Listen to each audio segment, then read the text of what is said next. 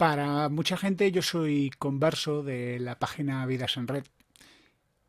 Para otra gente seguramente pues simplemente soy un señor que sirve en una iglesia y que graba sus predicaciones.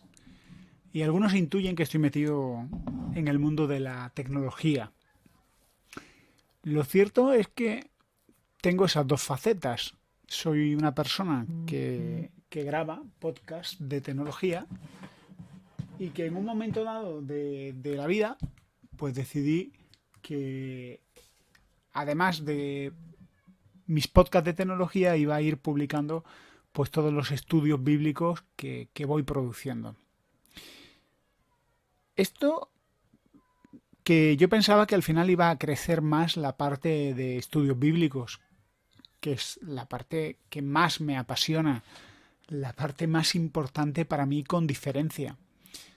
Pero mira tú por dónde, que al final la parte de tecnología creció muchísimo, muchísimo más y sigue creciendo poco a poco y al final pues surgió una comunidad de gente que me sigue, que me aprecia y que llevan ya décadas, casi décadas, siguiendo Vidas en Red. Vidas en Red es una página, un podcast, un canal de YouTube donde hablo de tecnología y hablo del impacto de la tecnología en nuestra vida.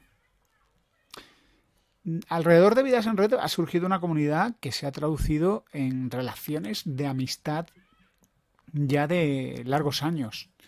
Amistades con otros podcasters, intervenciones en otros podcaster amigos, amigos que han venido a mi podcast, directos por YouTube. Y hemos hablado de tecnología, hemos hablado del impacto de la tecnología, del cambio de las cosas. Y la gente que sigue, pues ha ido viendo cómo la cabeza se me iba poniendo blanca y Converso, que es mi nick, mi seudónimo en internet, pues pasaba de ser simplemente un podcaster a ser alguien familiar, alguien con el que compartían a menudo y muchos de vosotros pues me habéis llegado a conocer en la vida real, en el día a día. Hoy en un picnic de la iglesia a la que pertenezco alguien me preguntaba cómo me había eh, cómo había podido llegar a impactar o a contactar con otras personas. Y lo cierto es que la propia gente de la iglesia a la que pertenezco no sabe mucho de Vidas en Red. Si acaso les interesan más los contenidos cristianos que produzco, que son los más cercanos para ellos, que el hecho de que les hable del supuesto auge de Linux en el escritorio, que es una especie de chiste que hacemos los que nos dedicamos a la informática.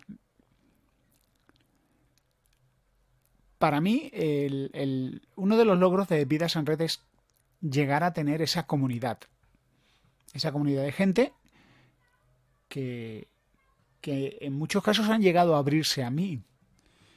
Para mucha gente quizá era raro, no ya el hecho de que un cristiano evangélico, pastor para más señas, se metiera en el mundo de la tecnología, sino que alguien del mundo de la tecnología fuera cristiano evangélico y además sirviera como pastor, o mejor dicho, como copastor en una iglesia evangélica.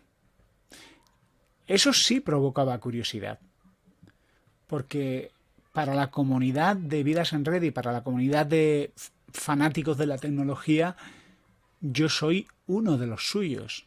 Para Zordor, para Rupert, para Camionero Geek, para montones de gente muy reconocida en el mundo de la tecnología. Ahora, se podían quizá esperar muchas cosas de mí, pero lo que no se esperaban seguramente es que yo estuviera no solo, quiero decir, no fuera solo un simpatizante de una religión, sino que fuera una persona eh, muy comprometida y muy creyente. Siempre recuerdo un buen amigo que me decía, Converso, no, un amigo al que quiero mucho y respeto un montón, y me decía, Converso, no es un insulto ni pretendo faltarte el respeto, pero sinceramente, ¿qué tiene de relevante el cristianismo? Y para mí esa es una fantástica pregunta, además de una pregunta muy sincera.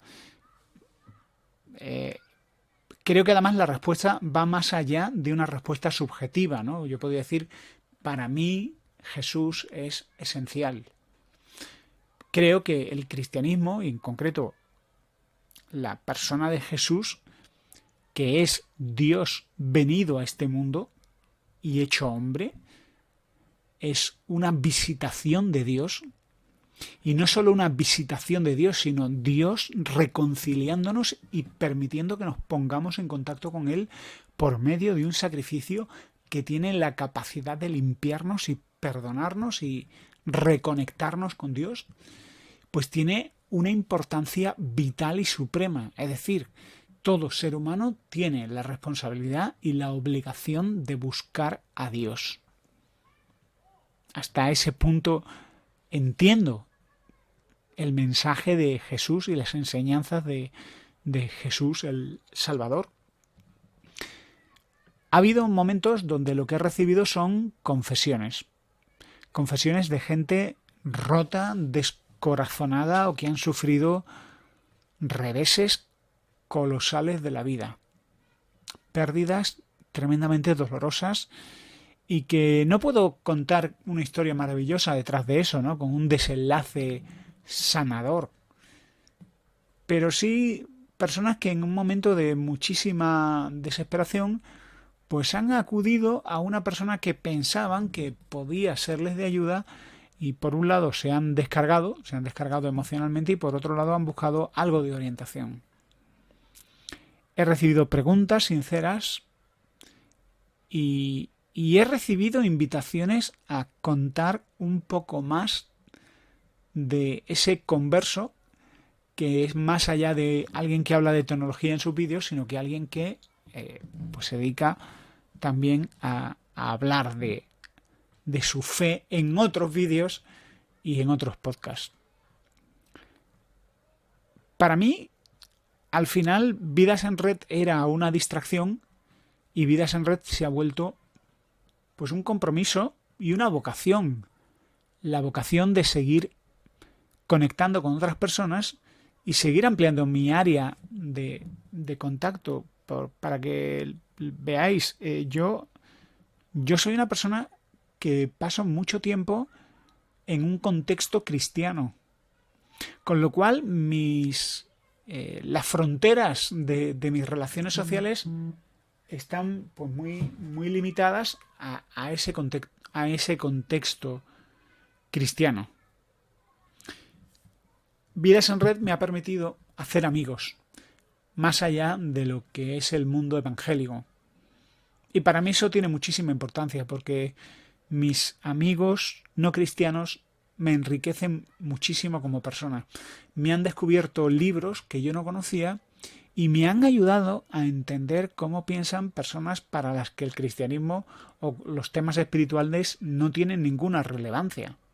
Escucharlos a ellos y escuchar sus podcasts y hablar con ellos, pues me ayuda a conectar a personas que se salen de esa especie de burbuja confortable que son el grupo de personas que piensan lo mismo que yo.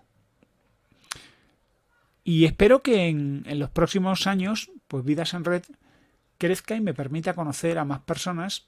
Estoy muy interesado en conocer creyentes musulmanes.